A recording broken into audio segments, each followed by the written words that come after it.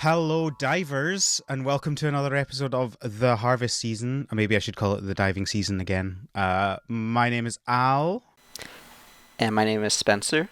and we are here today to talk about cottagecore games, kind of. Transcripts are available in the show notes and on the website, as always. Today, I have the one and only Spencer on to talk about the Dave the Diver Godzilla DLC. Welcome, Spencer. Thank you for having me. How are you doing today? Good. How are you? I am a little bit tired. We have that fun thing where Spencer and I are so far apart in time and both have kids that the only time we can record is 6 a.m. my time. And was it 10 p.m. your time? Yeah, it's approaching 10 right now. And like you mentioned, kids and not wanting to go to sleep, and it's been rough. Yeah. Well, them not wanting to go to sleep, you wanting to go to sleep. Yeah. Um, so yeah, we're both tired, but for different reasons. Well, one of the same reasons, which is kids, and the other a different reason, which is because we've got different ends of the day. Aren't time zones fun? Indeed. Cool. So, as this is Dave the Diver month, we will obviously have no news. So, listeners, you can tell me after you've listened to all these if this was too many episodes about one game. We'll see, but it'll be too late. Just gotta suck it up. Yeah. So, no news. But before we talk about the Dave the Diver Godzilla DLC, Spencer, what have you been up to? Not much. I mean, at the time of this recording, we're currently potty training our child. So I'm sure you have older children than we do. So I'm sure you know all about the fun with that comes the end point of that is fantastic. The fact that you can just say to your kid, yeah, we'll go to the toilet, and then they go and do it, and then they're done and they come back and you're like, fantastic, I don't need to be involved in that process anymore. I love it. Yeah, but see, the tough thing is, and this is part of what we're dealing with right now, is now they learn in the middle of the night when all the lights are off, if they yell, I gotta go potty, then that's yeah. So Yeah, well, you get to a point where you just they've finally learned that they can do everything themselves and they don't even need you. So that's what we've got with our youngest finally, where he just goes to the toilet in the middle of the night and we don't have to care about it. It's fantastic. the dream. If we're still awake, he will talk to us, and I'm like, Craig, you don't need to talk to us. Just go to the toilet and go back to bed. For a long time, he used it as an excuse to be out of his room and talking to us because he loves people, he loves talking. but finally, I think we finally got there where he will now come out of his room, go to the toilet, and go back to his room without talking to us. It's fantastic. Mm-hmm. Yeah. So yeah, pretty much that, and then just playing a few games. Metroid Prime Remaster. I know there was the news about Metroid Prime 4. Kind of got like sucked into it a little bit. I've already played Prime back on GameCube, so this is kind of just revisiting for me. Super Monkey Ball. Been playing. It's actually been a lot of games I've been playing. Like in the 2 years that we've had our daughter now, probably the most I've been playing games in my free time outside of Dave the Diver and stuff. So. Stellar Blade, I put way too much time into Stellar Blade lately.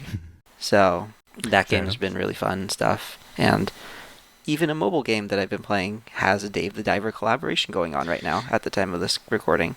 Yeah, so were you playing this game before the collab was announced? Yes, I was. That's really and funny. The game will remain unnamed for different reasons. But it does have a Dave the Diver collab going on, and it was very interesting bouncing back and forth between the actual game and the collab, because they did a pretty good job, in my opinion, of translating it to mobile game. Yeah, it's interesting because Kelly shared this news with me because we were talking about the Dave the Diver stuff. They've played Dave the Diver quite a bit, and they were like, "Oh, there's a new DLC," and I'm like, "Oh, interesting." And I was like, "No, this isn't a DLC. This is inside the Nikkei game." So, and watching the trailer, it does seem to just be the game inside Nikkei. Like, it's just Dave the Diver. Yeah, it is very much just Dave the Diver. Well, it's just the fishing part, which I'm sure we'll get into when we talk more about the game itself. But it's just the fishing part, just the serving sushi part. I think they reduced the map size quite a bit. Right. Okay. But it works fairly well actually, especially because it's like, smartphone touch controls. So you kind of just like drag your aimer, so to speak, when you're Mhm. shooting and stuff. So yeah, it's actually like a pretty good translation of the game, to be honest, or at least for a mobile device. I'm not going to talk about what I've been playing because, as listeners know, this is like a month. Is it more than? Yeah, it's about a month. This is coming out after we record it. So I'm going to talk about a TV show that I have almost finished. That, as of recording, only came out less than a week ago, and that is the Exploding Kittens Netflix show. Have you seen any of this, Spencer? I have not. Have you played Exploding Kittens, the game? I've seen it, but I've not played it myself. I don't think I've played it. So, I mean, this is all just hooks on hooks of things, right? So Exploding Kittens is a card game that is based on a tiny little cartoon that the oatmeal guy did once, and he made a card game based on this, which is, I mean, it's a very I enjoy the card game. It's very fun, but it's only very tangentially related to anything to do with the oatmeal, and it's more just like, the oatmeal's humor but in a card game. And then, tangentially related to that, he also now has made a show on Netflix, which, of course, only Netflix would make an Exploding Kittens show, right? And I personally think it's very much the oatmeal's humor, just in a TV show. I mean, it's very stupid, right? It's not highbrow humor. It's very, very stupid. But I personally am enjoying it. The premise is that God is turned into a cat. He's sent down to earth and turned into a cat to learn to be better. And also, the devil is sent up to earth to be a cat as well, to learn to be more evil. And that is kind of the whole premise around it. And I won't go into the details of it, obviously, because it's spoilers, but personally, I've been enjoying it. It's very stupid humor, so if you don't like... I'm not stupid, that's not the right word, because there's lots of different types of it's very juvenile and silly. So if you don't like that sort of humor, you definitely won't get it, won't enjoy it. And that's fine, but I have personally been enjoying it a lot. I'll have to look into it. Yeah, we haven't been watching too much stuff on TV or Netflix or anything. I'm trying to think of the last thing we watched. But yeah, I can't think of anything that comes off to the top of my head, so. I can't stop watching stuff. So I also watched, I talked in the last episode I was on, as listeners are listening, about the Gotham Knights, which was that one-off season CW show about Batman being murdered. And it's not good, right? I'm not going to say it's good, but it is interesting. I think it was worth watching, but I think its ties to DC make it worse than if it didn't do that. Because it feels the need to hook into things that it definitely didn't need to do, Interesting. I mean, not good, but entertaining is kind of like my genre of TV and movie, so. It's very much a DC CW show.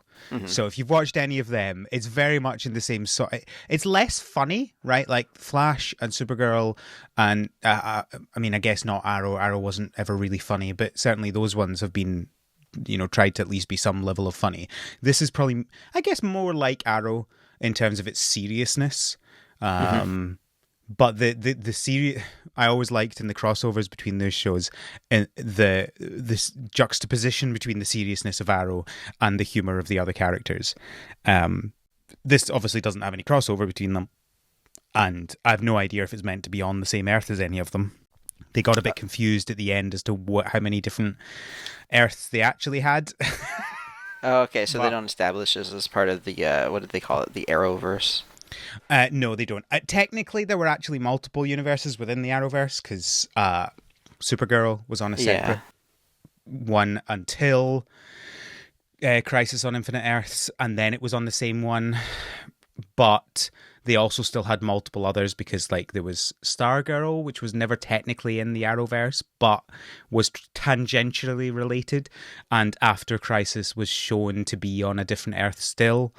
And there was also the Superman and Lois show, which was shown to be on the same Earth as the rest of the Arrowverse was After Crisis, but then they decided that the series had to be different, and therefore there were a few things like Lex Luthor was just a different person, so it was obviously on a different Earth, but they never actually explicitly said that, and they had explicitly said it was on the same one. So you're like, oh, so is this now a different Superman and Lois we're following on a different Earth that just happened to look the same?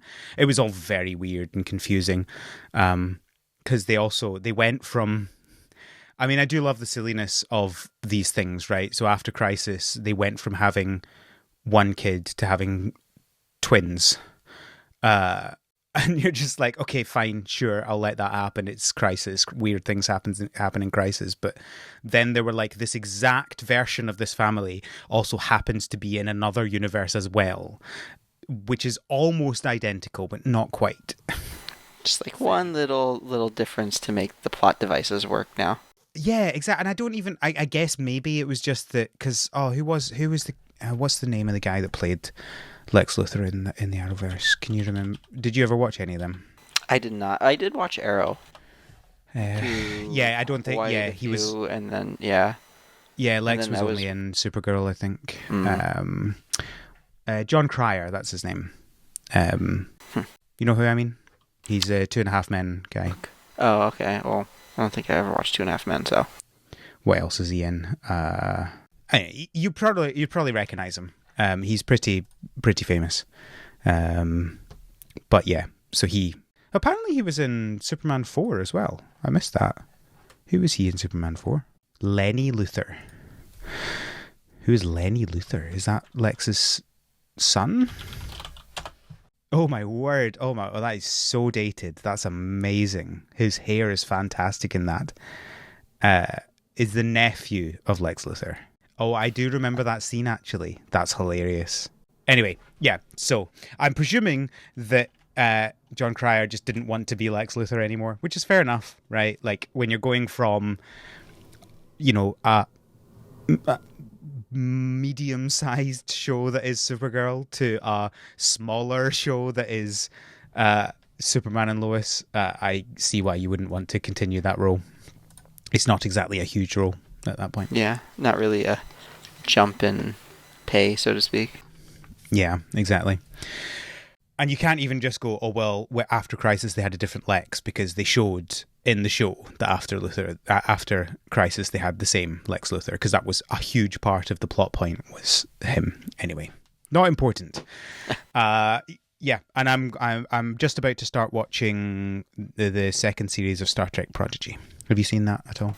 I have not. I have I say this. I have very little background knowledge of Star Trek, except for I did watch a couple seasons of the original at one point. Right. Fair enough. Prodigy is, I think, best for two people. One is obviously kids. It's very good for them, but I think it's also very good for Star Trek nerds who particularly like what's her name? Oh my word! Why am I so bad with names?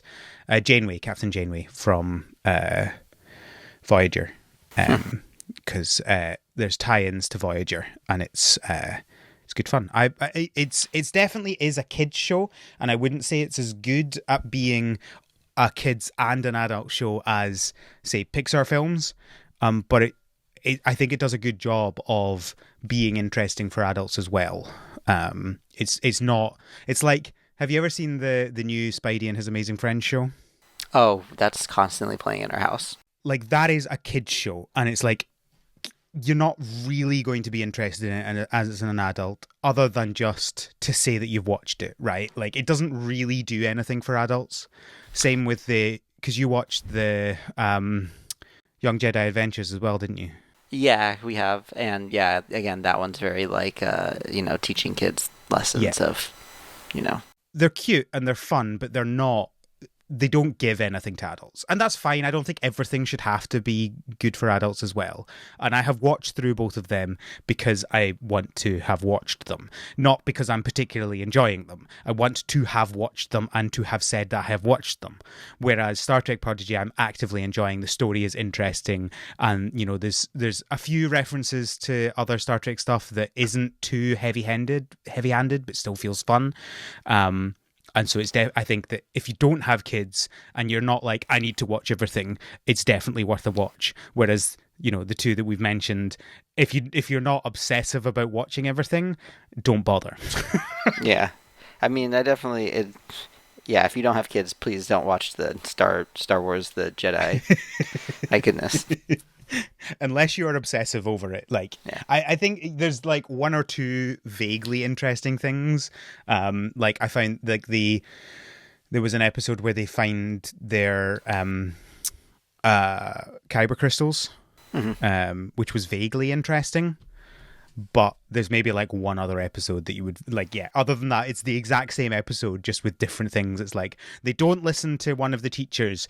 They go and do exactly what the teacher told them not to do, or don't do what they told them to do. Something goes wrong. They have to solve it. And then they say sorry, but they've learned a lesson. That's it. That's every episode in that series. Yeah, it follows a pretty similar format for each. It's definitely not meant for adults. All right, cool. Well, that's what we've been up to.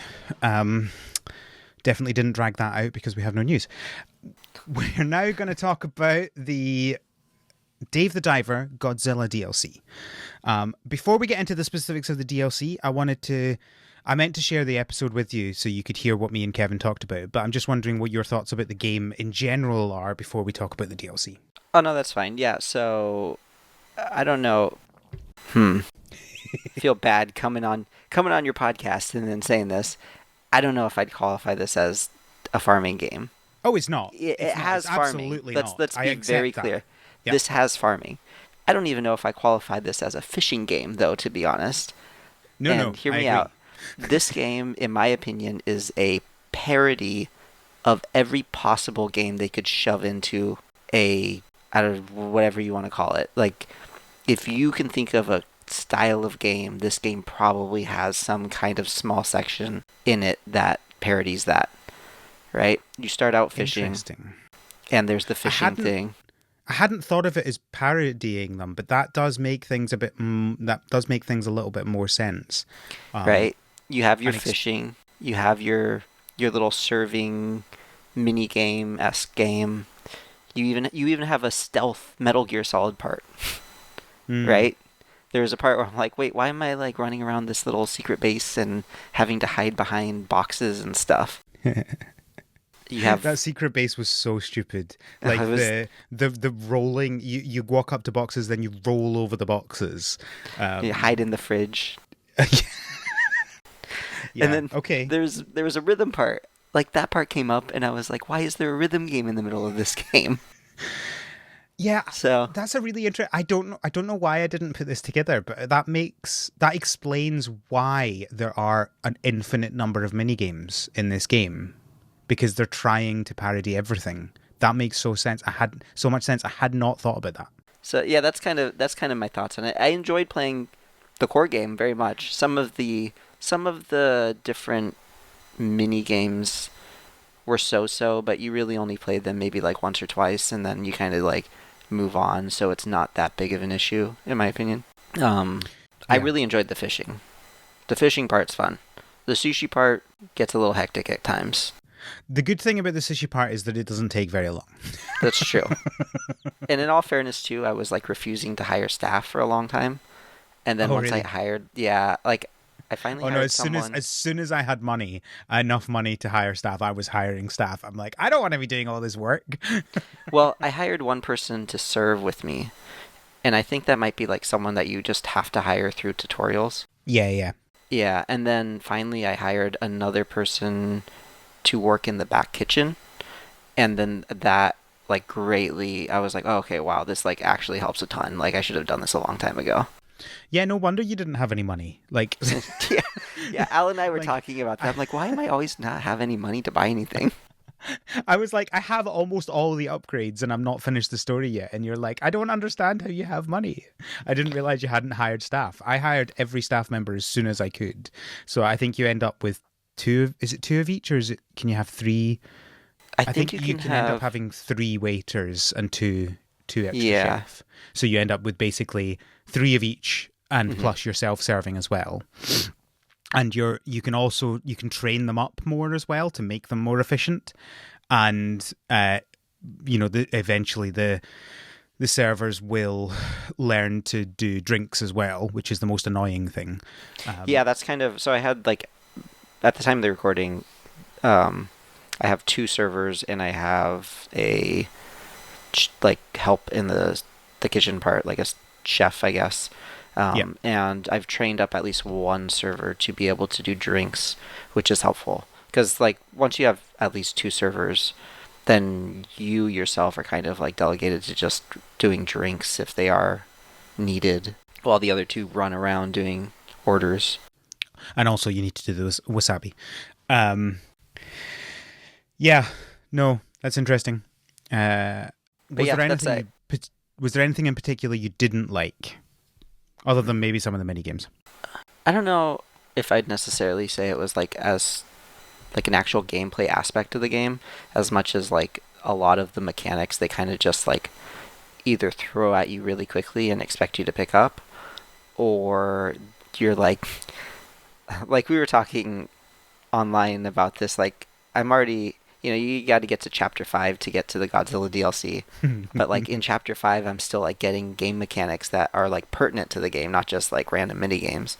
It's like, okay, now you get like this and that. And it's like, whoa, hold on. Like this is way late in the game. Why am I still getting new game mechanics? So that part kind of threw me off. I can see why you would think it was not a good thing. I think it's both a good and a bad thing. I think the good thing about it is I quite often feel overwhelmed by games when they tell you everything really early on. And yes, it's a little bit weird getting game mechanics so late on, but it also means that you don't end up with that overwhelmed feeling at the beginning, and the tutorial can be really simple. But yeah, have you unlocked the chickens yet? I have unlocked the chickens. Okay. That is the final main farming thing. There are a few small things, but they're all just to make it more efficient. It's the last actual thing you get in the farming. Yeah. But yeah, it was so ridiculous. It's like, I don't know if we would have done this had I realized how late on you needed to get to the DLC. Because the Dredge DLC, you need to have unlocked the farm, and then the Godzilla one, you need to be in chapter 5. Which is basically almost the end of the game. It is, because by the time we got to it, I was like, oh, well, I may as well finish the game now. So I've finished the main story. I haven't like done 100% of everything, but I've finished the main story now. Because you're just like, well, I may as well now, which I guess is a good thing. But yeah, I'm glad I gave us as much time as we did, because we've had like a month and a half or something. Something like that. Though to be honest, I got a little sidetracked with some other games that I was playing, and then I was like, that's not my fault. That's not my fault. Okay. I gave you enough time to play the game. I thought it would be okay, and then when we were like, oh, chapter 5, whoa, hold on. Yeah. I think I took about 3 weeks to get it finished. So it's not a ridiculously long game. No, and once I like sat down and really put some time into it, it was pretty easy to get to chapter 5. Yeah, I'm at total of about 40 hours, so I wasn't even playing that super hard over 3 weeks. Like to give you a comparison, when Tears of the Kingdom came out, I spent 3 weeks playing that, and I put 150 hours into it. So a little bit different in terms of time there. Yeah. All right, cool. Any other last thoughts on Dave the Diver before the DLC? No, obviously I just spent a whole episode talking about it. So yeah, no. I mean, like I said, I think that this game is, poking fun at a lot of games, to be honest. Like, with all the different mini games it has, kind of just parroting stuff. But it's all in good fun, so. Yeah, I think it's poking fun at them, but in a way that you definitely know it's like a love letter to them. It's like the way you mock your loved ones, right? It's not the way you mock someone you don't like. Yeah. Okay, cool. Well, so we're going to talk about the Godzilla DLC. Just to warn, there is so little in this DLC that we will be talking about absolutely everything. The story is not big and complicated, but we will be talking about the entire story of this thing. So if you don't want to hear that, now is when you stop. But there won't be anything else after this. We're just going to talk about the DLC and basically just the story and the like one mechanic that it adds. Yeah. So, well, that's not true. I guess two. One mini game that it adds and one collectibles that it adds. But we'll get to that when we get to it. Yeah. So I guess to give a quick over, it's very funny. You start off and it's like a stormy night, and then I can't remember is this person isn't in Godzilla lore, are they? As far as I remember, I don't think so. There's plenty of human characters that I just don't remember. Yeah. The G4, Well, that's they're fair. part of. Yeah. I believe her name is like Miku, or Miki. Yeah, Miki. Yeah. Yeah. And she says she's part of the G-Force, which is like a thing in some movies. Just like a squad of like, military people that are tasked with like tracking and fighting Godzilla. She does exist in other Godzilla stuff. So I just had a quick Google. She's from the Heisei Godzilla series. I don't know if that's something. I don't know what that is. So Godzilla is separated into different, I guess, what would you call eras, so to speak. So this one started with the return of Godzilla in 1984. Yeah, so that's going to be like the second era, so to speak. Kind of from the 80s through the 90s, and then it's divided up with Showa, which is the original Godzilla up to that one, and then Heisei. If you speak Japanese, please correct us. We're sorry in advance. Yeah. That's separated, like you said, the return of Godzilla in the 80s up through the 90s, and then the 90s is the end of the 90s to somewhere in the 2000s is the Millennium series, and then more recently we finally have, after the Millennium, like I think it's designated as the Shin series because it starts off with Shin Godzilla, but I could be wrong. Either way. So the Godzilla wiki is saying Reiwa series, but anyway, doesn't particularly matter the names of them. So yeah, she is, according to the wiki, she is employed by the Japanese government and then later G-Force. She uses her powers to communicate with and in some instances attempt to control Godzilla. She is the most frequently recurring human character in the Godzilla series, having appeared in 6 consecutive films. So there you go. She is in 6 different films. Isn't that interesting? But I mean, none of that matters to this DLC, right? I think she does say like she can sense Godzilla, so that kind of ties in, I guess, to her psychic abilities in the films, which wild, but whatever. Uninitiated may seem weird, but there are quite a few things of like psychic abilities and stuff in Godzilla. So it's a series that never ends. It never stops giving. So yeah, she appears and she's like, "Oh, I think Godzilla's here." There was another, because one of the things in Dave is there's like earthquakes, and that's like you have to figure out why there's earthquakes. But this ties into Godzilla in that like there's another earthquake, but this is a different earthquake. You're like, oh, this is different, and then Miki comes along and tells you about Godzilla. So you need to go find Godzilla.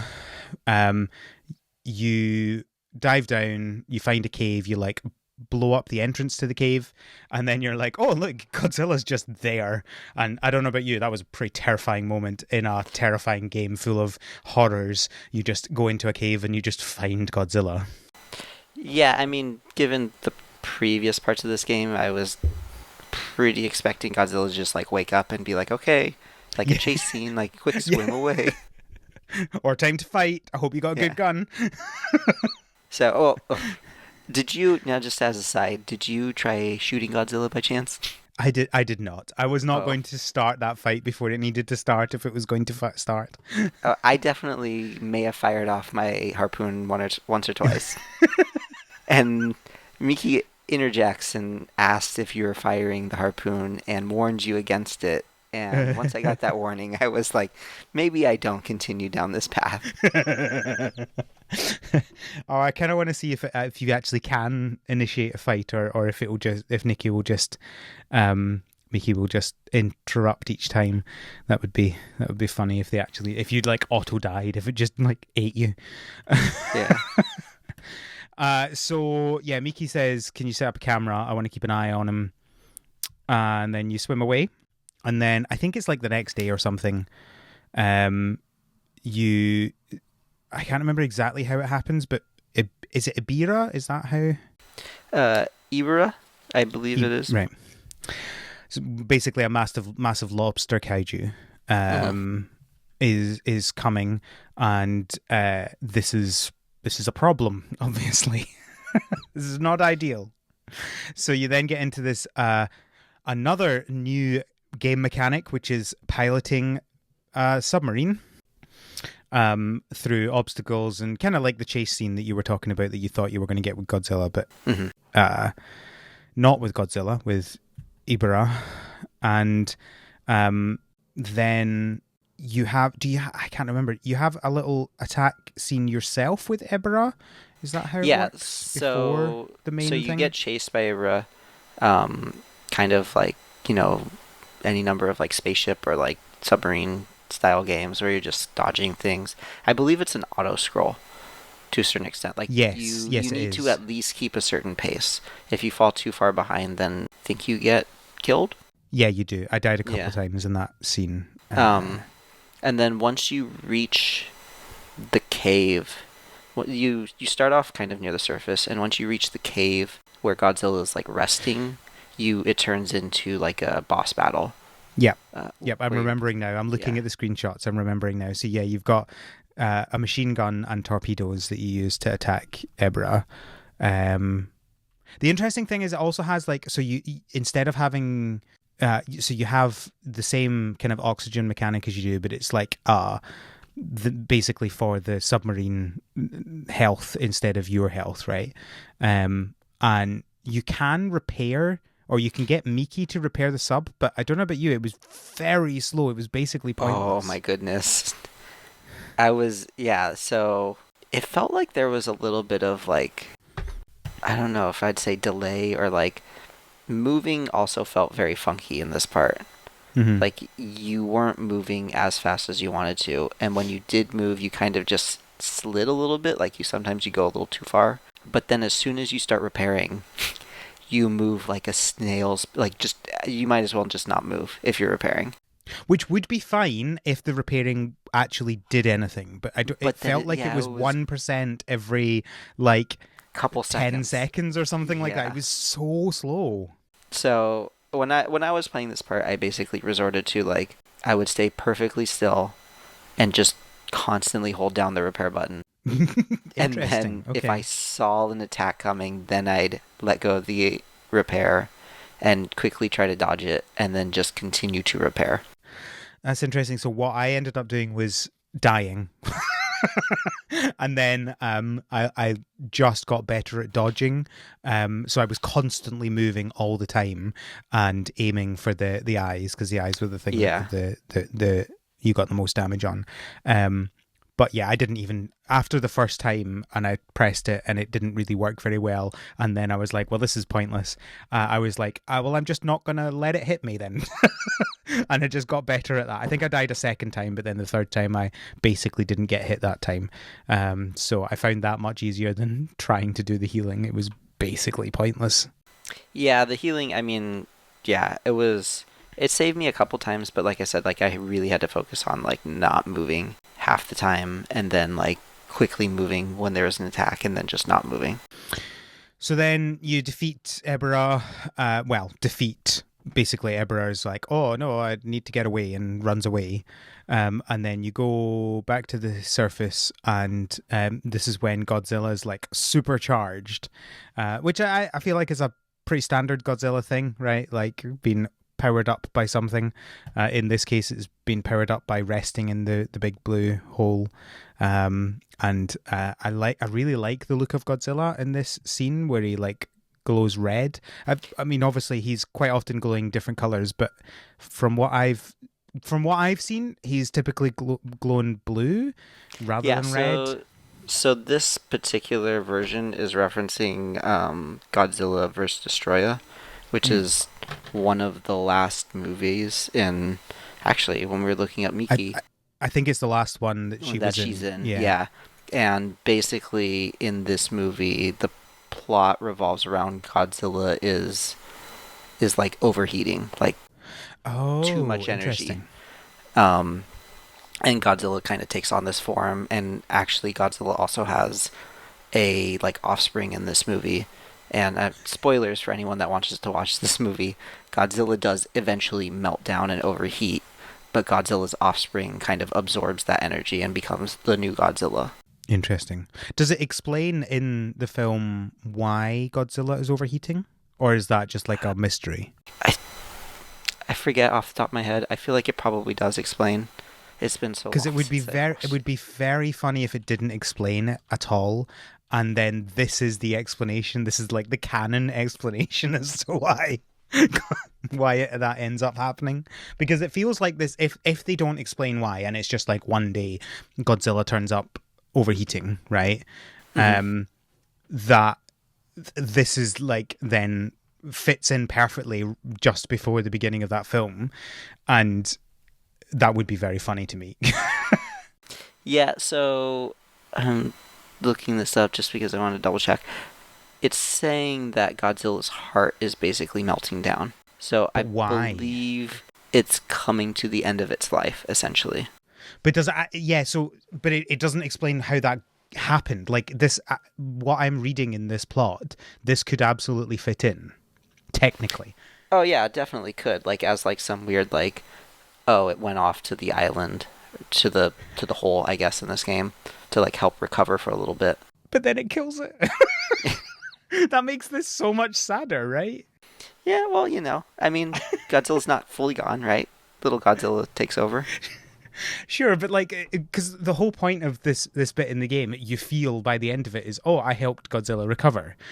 But actually, if this is how this works, actually, you helped Godzilla kill itself, True, true, yeah. which just completely changes the feeling of the DLC. But I do find it interesting that they chose. Oh, this is actually quite an iconic look for Godzilla. To be honest, like this is very much like referenced all the time, or very lots of figures come out with this look. Lots of, I mean, in the American Destroy All Monsters, the one with Ghidorah and Rodan and Boston and everything, they're kind of referencing Mm-hmm. this look with his meltdown. Okay. So I can kind of see why they chose it. It's a little funny that they chose this and Ibero, who hasn't made an appearance since like the 60s.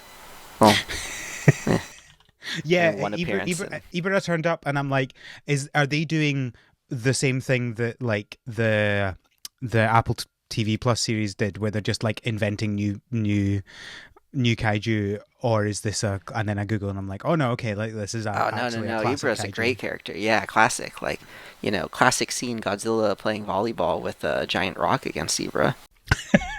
I mean, it's the perfect one to use for Dave the Diver, right? Like it makes sense It why they definitely would is. choose a giant sea creature. I think the only other one that probably would make sense in this scenario would be this one called Manda, I believe is what how you pronounce Okay. it. Yep. But it's like pretty much just a dragon Okay. that lives underwater. But it looks like a Yep. very like typical, like Japanese or like, dragon, long serpent-like thing. Yeah, that would definitely work as well, but I think there's something very satisfying about it being a giant lobster. Yeah. you know, like that I think is very enjoyable, because then once you've defeated, we'll get into the final gameplay for defeating it in a minute, but once you've defeated him, you can then use his meat for cooking, which would be a little bit weirder if it was a dragon rather than a lobster. Very true. Okay, let's talk about this final battle then. Something which I definitely did not expect. You are now controlling Godzilla in your final battle against Ebera, which I guess makes sense. You're not going to be able to fully defeat the kaiju. You're just a person in a submarine, but Godzilla definitely can. And it's kind of I referenced this as like a rock paper scissors type game. Yeah, so like when I was playing this, I definitely didn't catch on to that at first. So it was a mad dash at the end when it was like half health left, haven't really done much damage, and I was like, okay, this is like I have to methodically think about each button I press each time. Yeah, so Ibra will show a little animation when it's about to use a specific attack, and then you need to defend at that point. And then you have like 3 different attacks you can use: a really fast one, a kind of medium one, and then a really slow one. The big disadvantage of using the really slow one is that you can be interrupted by Ibra attacking you and get damaged without having damaged Ibra. That's kind of like the big thing, but it gives a lot of damage. But I don't know. It's fun. I guess it's yet another gameplay element that we're talking about. That Dave, maybe this would be less weird if we'd finished the game and we were coming back to the game to play this DLC. Maybe it makes it more interesting because it's different. I don't know. Yeah, it actually played out very similar to I don't know if you've ever talked about Ultra Kaiju Monster Rancher. I think only in passing, like just as someone mentioned it, it was something they were interested in, sort of thing. I don't think we've ever talked about it in detail. In that game, I mean, it kind of plays like, I guess that was actually my first Monster Rancher game, but you raise, kaiju from the Ultraman series, and then you have them fight each other, and they have a very similar combat system where it's kind of more of a rock, paper, scissors, like, okay, you have like your heavy attack or your medium attack or your light attack, and that's going to go against whatever the other character's heavy, medium, or light that they choose. And like in a, kind of a triangle, this beats that, but that beats this, and so forth. Right. Yeah. Makes sense. But yeah, it was definitely interesting. It was fun to take control of Godzilla for a little bit, even if it was for just like a smidgen of time. Yeah. Yeah. And then once you defeat Ibra, that's pretty much it. You gather up Ibra's meat, Godzilla goes away, and it all seems like a happy end to the story, even if we forget about the fact that Godzilla's about to go die. And then there's really only one other part of the DLC, and there's collectibles. Did you end up... So when I messaged you yesterday, or today for you, you didn't know about these collectibles. Did you just like finish the DLC and then put the game down straight away? A little bit, maybe. Because I'm pretty sure it's like, maybe Miki calls you the next day. I can't remember. But basically, Miki's like, oh, there's these little... figurines. Mm-hmm. Can you find them for me? I think. I think where I ended was right after Bancho, like. Oh yes, you go with the.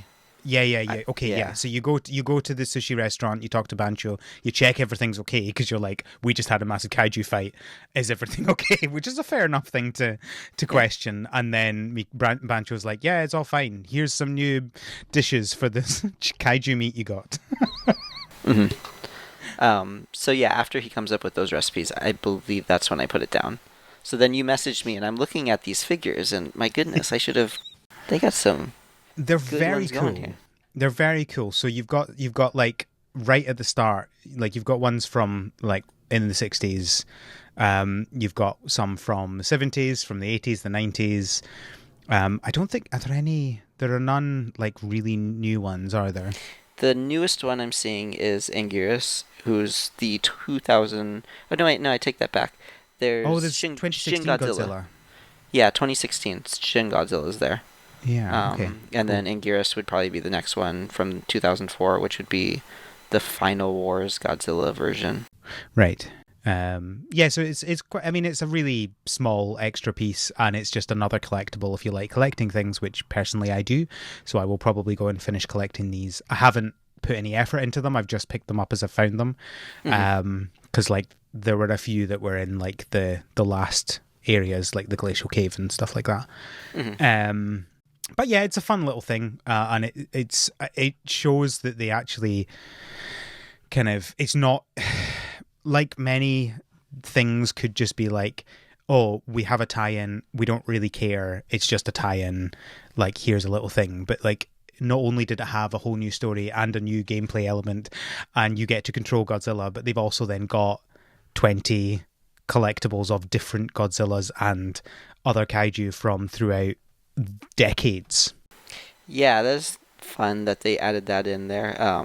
Godzilla's been collaborating with a lot of stuff this year, to be honest. Like, God, it is its 70th anniversary this year, so. Oh, wow. Yeah. So, a lot of interesting collaborations, including this one. But, it's fun to see things that are more than just Godzilla thrown in, right? Like, it's fun to see the collectibles and see the different references to the different movies and stuff. A lot of 90s references, which makes sense now that, that Miki comes from all of those different 80s, 90s movies. Yeah. Fun. I enjoyed that. It's not, like, I'm glad this is a free DLC. I don't feel like this would be really worth an extra payment on top, right? It's pretty small. What it is. The reality is, I probably would have paid like $5-10 for this. Oh, don't get me wrong. I would have done it for the podcast, right? Don't get me wrong, but I would have been like, was this really worth an extra payment, sort of thing. Oh, I would have done it for myself, but I would have not recommended anyone else do it for themselves. I'm like, it's not worth $5-10. It is absolutely worth being free. Yeah. But I do believe you probably, if you haven't downloaded it already, I think you probably missed your opportunity to download it, correct? Oh, is it already gone? I know there was a limited amount of time, but I wasn't sure when it was that it went down. I'll have to double check. But yeah, it is a limited time release. So. Oh, no, you can get it through to November. Okay, yeah. So if you haven't downloaded it yet, go ahead, get it free, You have to own the game to download it. Sadly, I thought you could add it to your library, but no, if you go to add it to your library and you don't own the game, it says that you need to own the game.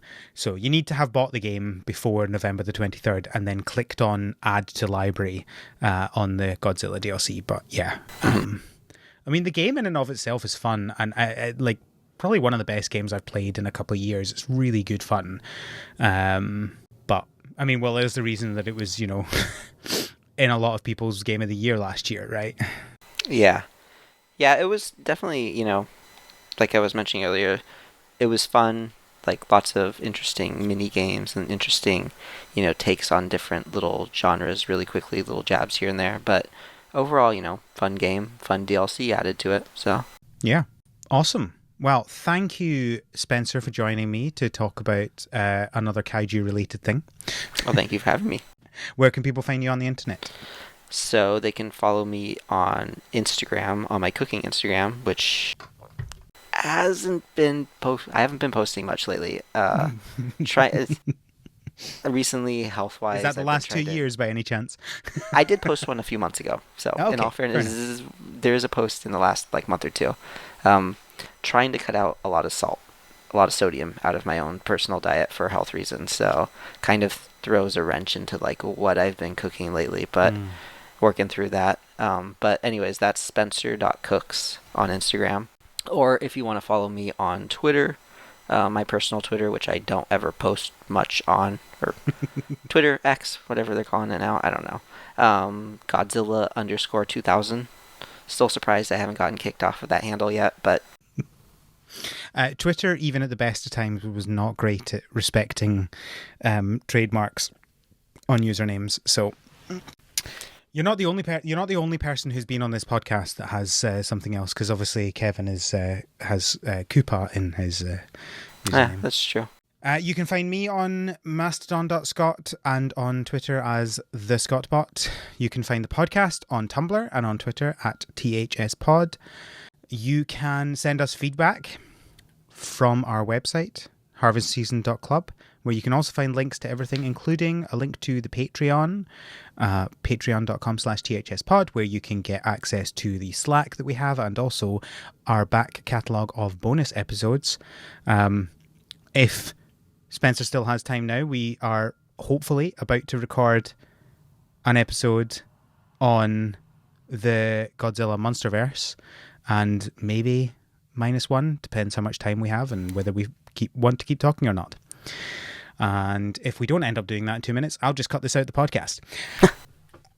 And we just released one where me and Kevin were talking about Spider-Man, the animated series as well. So come listen to that. I think that's everything. Thank you, Spencer, again for joining me. Thank you all for having me. Thank you, listeners, for listening. And until next time, have a good Have a harvest. good harvest.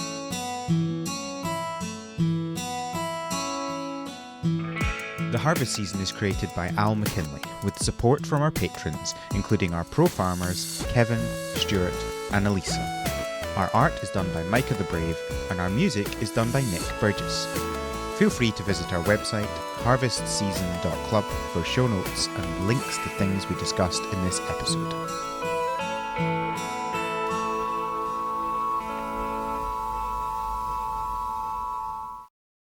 The have a good harvest at the end and need it to be perfect, but it does not need to be. It doesn't matter. I edit it. Surprise, surprise, there is a thing called editing.